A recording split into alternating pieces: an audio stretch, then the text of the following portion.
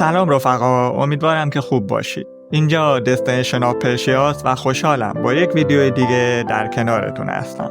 در این ویدیو به شهر کاشان اومدیم تا در کنار هم از تپه سیلک کاشان بازدید کنیم. تپه سیلک منطقه باستانی در جنوب غربی کاشانه که با 8000 سال قدمت یکی از قدیمی ترین شهرهای ایران و تمدن‌های شناخته شده در جهان محسوب میشه و آثار دوران مختلف تمدن بشری شامل عصر نوسنگی، عصر مس و سنگ، دوران شهرنشینی، عصر آهن و دوره ماد رو در خودش جای داده. مهمترین آثار تمدنی شناخته شده در سیلک شامل نخستین روستاها و خانه‌های حاصل دست بشر هستش و همینطور نخستین جانوران و گیاهان اهلی، نخستین کوره‌های پخت سفال و ذوب فلز و نخستین آثار خطی و نوشتاری. این تپه تاریخی برای اولین بار در سال 1311 توسط رومن گریشمن مورد اکتشاف قرار گرفت. چندین دهه قبل با جاری شدن سیل در زمین‌های کشاورزی کاشان، تمدن بزرگ و چند هزار ساله سیلک نمایان شد و ابزار آلات و سفالینه‌های متفاوت با ابزار کنونی در این محل پیدا شدند که حیرت و حس کنجکاوی همه رو برانگیختند. در این میان افرادی سودجو به دنبال این بودند که یک شب مسیر 100 ساله رو برن و در نتیجه خاک‌های این تپه رو زیر و رو کردن. بعد از مدتی مردم و به خصوص کشاورزان منطقه آثار تاریخی به دست اومده رو به دلالان عتیقه میفروختن و در نتیجه پای غارتگران هم به تپه سیلک باز شد. تمدنی گم شده که هزاران سال از عوامل مخرب طبیعی در امان مونده بود به مزرعه عتیقه فروشان تبدیل شد و سرانجام با انتقال آثار تاریخی به کشورهای غربی، رومن گریشمن باستانشناس موزه لوور فرانسه با هدف شناخت و شاید نجات تمدنی که به همه مردم جهان تعلق داشت در سال 1311 هجری شمسی روانه ایران شد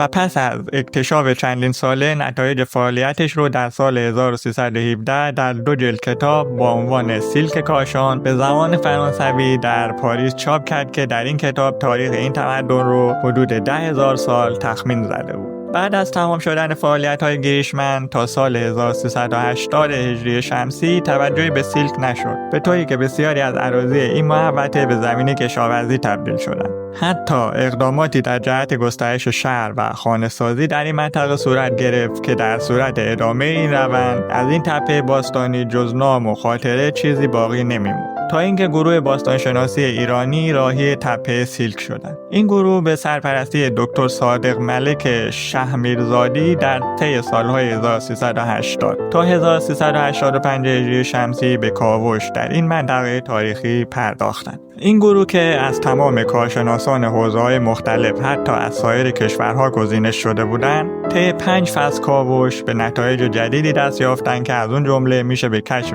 زیگورات سیلک اشاره کرد. پرستشگاهی که رومن گریشمن موفق به کشفش نشده. زیگورات ها به شکل هرم هستند اما جنس اونها از خشت یا آجر گلی هست و عموماً به عنوان پرستشگاه مورد استفاده قرار می گرفتند. پس از پایان کاوش‌های دکتر ملک شهمیرزادی، این محوطه باستانی باز هم دستخوش تخریب‌هایی شد. برخی کارشناسان میراث فرهنگی از انجام حفاری‌هایی توسط اداره برق کاشان در حریم تپه سیلک و نصب تیرهای بتونی چراغ برق خبر دادند. اتفاقی که باعث شد تا سایر افراد هم به اقدامات غیرقانونی مانند ساخت ساز، حفاری و حتی آسفالت خیابان‌ها در اطراف تپه سیلک روی بیارند. نهایتاً دکتر حسن فاضلی در سالهای 1387 تا 1388 هجری شمسی کاوش‌های باستانشناسی در تپه سیلک رو بر عهده داشت. نتایج این پژوهش‌ها در چندین جلد کتاب به چاپ رسید و با تلاش افراد فعال در حوزه میراث فرهنگی سعی شد که جلوی تخریب بیشتر تپه سیلک گرفته بشه. امروز تپه سیلک به مجموعه فضاهای نمایشگاهی تبدیل شده که پایگاه باستانی سیلک شامل یافته‌های دوره‌های مختلف سیلک و یک سالن نمایش برای معرفی مستندهای نمایشی در این مجموعه قرار داره. همچنین تپه‌های باستانی سیلک بخش مهمی از این پایگاه هستش که این تپه در فضای باز قرار داره و گردشگران میتونن بخشی از آثار باستانی و بقایای انسانی موجود و همینطور کارگاه‌های پروفسور گریشمن رو به عنوان نخستین کاوشگر در این محوطه مشاهده کنند. در ادامه همچنان همراه ما باشید تا نگاه دقیق‌تری به تپه باستانی سیلک داشته باشید و یادتون نره که حتما نظرات و پیشنهادات خودتون رو با ما در میان بگذارید که نظرات شما خیلی ارزشمند و به ما کمک میکنه که با انگیزه بیشتری به درخواست‌های شما پاسخ بدیم و ویدیوهای متناسب با علایق شما تهیه کنیم. ممنونم که با ما همراه هستید.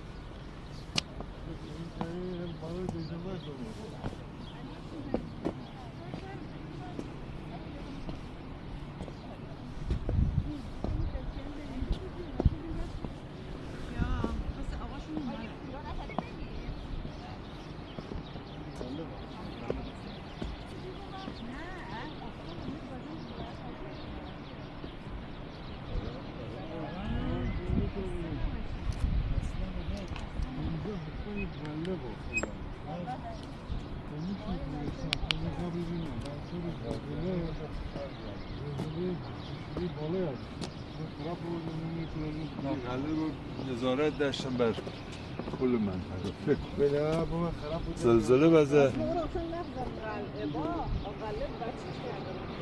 زلزله وزه برمونده آدم سره اونجا بچه که بچه چرا خبر میده؟ دوربین هده یا